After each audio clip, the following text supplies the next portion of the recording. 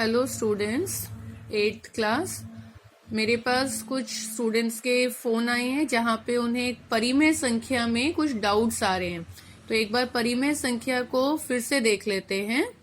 तो सबसे पहले हमने क्या करा था कि जो हमारी गिनती होती है हमने कहाँ से सीखी थी जब आप छोटे थे? 1 से, है ना। 1 से 1 2 3 4 ऐसे अनंत तक हम गए थे। तो उन संख्याओं को हमने क्या बोलना सीखा था कि क्या है? प्राकृत संख्या। फिर जब थोड़े बड़े हुए तो क्या बोला कि 1 से पहले भी कुछ आता है ना। 1 से पहले क्या आता है? 0। तो जब हमने संख्या 0 से शुरू करी तो उन संख्याओं का नाम पूर्ण संख्या हो गया था। फिर हुआ कि नहीं भैया, 0 से भी कुछ छोटी चीजें होती हैं। तो 0 से जो छोटी होती है वो क्या हो रहे थे? -1, -2। तो जो हमारी ये ऋणात्मक संख्या थी जिनके आगे माइनस का निशान था और जिनके आगे माइनस का निशान नहीं था वो धनात्मक थी। तो ऋणात्मक, 0 और धनात्मक संख्याओं के समूह को हमने क्या बोला था? पूर्णांक। फिर भिन्न भी पता है आपको, अगर कोई भी एक पूरा भाग होता है उसके अगर हम कुछ हिस्से कर देते हैं, जैसे अगर हमारे पास एक पूरा भाग है उसके हम उसको दो हिस्सों में बांट लेते हैं और हम अगर एक हिस्सा ले लेते हैं तो हम उसको कहते हैं 1/2, 1/2। इसको हम भिन्न कहते हैं।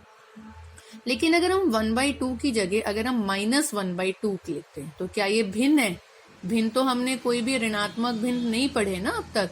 तो फिर इन्हें क्या कहते हैं? इन्हें अगर ऐसा हमारे पास ऐसे संख्या आ जाती है तो आप उसको संख्या पद्धति के कौन से ग्रुप में डालोगे? तो उसे हम डालते हैं परिमेय संख्याओं के रूप में। अब देखो, इसको समझने के लिए एक छोटा सा डायग्राम देखो। ये हमारे हैं प्राकृत संख्या, ठीक है। जब प्राकृत संख्या में आपने 0 को डाल दिया तो ये बन गई पूर्ण संख्या, ठीक। और जब इस पूर्ण संख्या में आपने माइनस वाली संख्याएं डालनी शुरू कर दी, -1, -2, और तो ये पूरा अब ये माइनस की हो गई, 0 हो गई, और ये प्लस वाली संख्याएं हो गई हमारी। तो ये हमारा पूरा क्या बन गया था? पूर्णांक, ठीक। अब ये जो पूर्णांक है, ये पूर्णांक पूरा जो है, पूर्णांक भी हो गया, पूर्ण भी हो गई, प्राकृत भी हो गई, ये सारे एक बड़े से समूह में आती है। ये पूरा ये बड़ा बॉक्स है, ये पूरा बड़ा बॉक्स जो है ये परिमेय संख्या का होता है, ठीक है। अब परिमेय संख्या का जो स्वरूप होता है वो कैसा होता है? परिमेय संख्या का स्वरूप होता है p/q के रूप में। यानी कोई भी संख्या अगर p/q के रूप में लिखी जाए उसमें कुछ शर्तें हैं। पहली शर्त क्या है कि जो ऊपर वाला है यानी कि जो p है वो कोई भी पूर्णांक हो सकता है, 0 भी हो सकता है, ठीक है। मतलब आपका माइनस भी, प्लस भी और 0 भी हो सकता है। q के लिए क्या शर्त है? q भी कोई भी पूर्णांक हो सकता है लेकिन q जो है वो 0 नहीं हो सकता, ठीक है। तो अब जैसे जो ये नंबर हमारा 0 है तो 0 को आप 0/1 के रूप में लिख सकते हो ना। तो अब देखो, ऊपर ये पूर्णांक वाली जो हमारी जो ये वाली शर्त थी ये पूरी हो रही है और नीचे भी पूरी हो रही है। 1 को 1/1 तो ये भी p/q के रूप में, -3 को -3/1, -7/2 ये भी p/q के रूप में सही आ रहा है हमारा, ठीक है।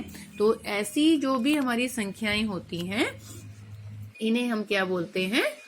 परिमेय संख्याएं। तो परिमेय संख्याओं का स्वरूप क्या हो गया? p/q हो गया, ठीक है। अब नेक्स्ट इसका जो टॉपिक है वो है योज्य प्रतिलोम। जब आप एक्सरसाइज करेंगे तो अगर आप ये सब पॉइंट्स पे ध्यान दोगे तो आप इस पूरी एक्सरसाइज को, इसके जितने भी पार्ट्स हैं उनको फटाफट कंप्लीट कर लोगे। योज्य प्रतिलोम। योज्य प्रतिलोम का मतलब क्या होता है कि अगर वो धनात्मक है तो आप उसको ऋणात्मक बना दो, ऋणात्मक है तो आप उसको धनात्मक बना दो, ठीक है। अब जैसे 1 है, ये क्या है? धनात्मक, इसको ऋणात्मक बना दोगे तो 1 का ऋणात्मक क्या हो जाएगा? -1। तो इस 1 का योज्य प्रतिलोम क्या बन गया हमारा? -1। अब ये क्या है? ऋणात्मक, इसको अब आप धनात्मक बना दो तो धनात्मक बना देंगे, क्या हो गया? 4/5। तो ये क्या हो गया? इसका -4/5 का योज्य प्रतिलोम हो गया हमारा 4/5, ठीक है। ध्यान रखो, कोई भी संख्या और उसके योज्य प्रतिलोम को जब आप जोड़ते हो, जैसे देखो मैं 1 प्लस -1 को जोड़ूंगी तो हमारा आंसर 0 आता है।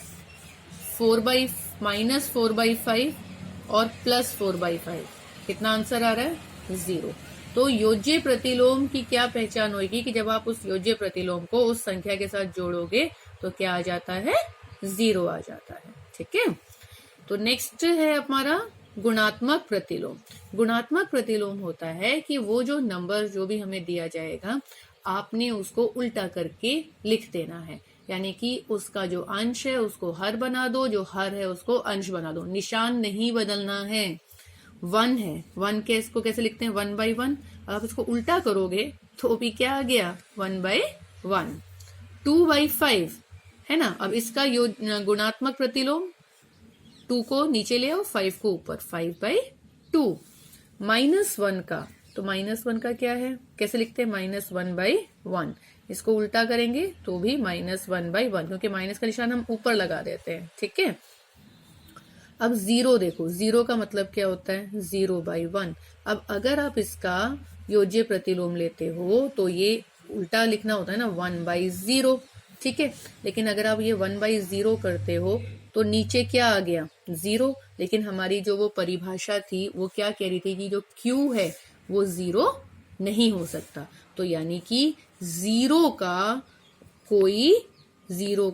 कोई गुणात्मक प्रतिलोम नहीं हो सकता।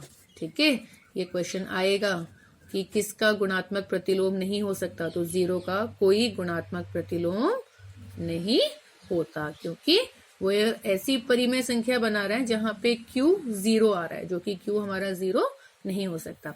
अच्छा, गुणात्मक प्रतिलोम के बारे में एक चीज का ध्यान रखना है कि जैसे ये हमारा था 2/5, इसका गुणात्मक प्रतिलोम क्या था, 5/2।